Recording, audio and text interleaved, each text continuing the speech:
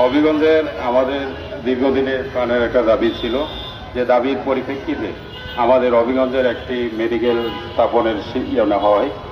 বর্তমান সরকার আমাদের সেই মেডিকেলটাকে বন্ধ করে দেওয়ার যে ওনাদের যে ষড়যন্ত্রমূলক কার্যক্রম চলছে, আমরা এটার প্রতিবাদ জানাই এবং আমাদের 25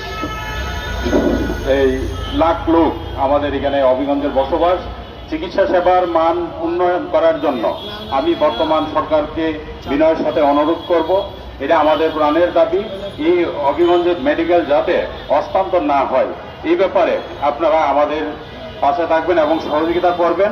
আমি যদি আমাদের এই দাবিকে না মানা হয়, আমরা আজকে হয়তো ছোট্ট পরিসরে আমরা সবাই দেখা গেছে বিনয়ের সাথে আমাদের কেন উপস্থিত হয়েছে, না হলে আমরা বড় পরিসরে আমরা উপস্থিত হয়ে আমাদের প্রাণের দাবিকে রাস্তায় রাজপথে আমরা নেমে রক্ত দিয়ে আমরা দাবির জন্য আমরা সবাই ঐক্যবদ্ধ হব। ধন্যবাদ সবাইকে।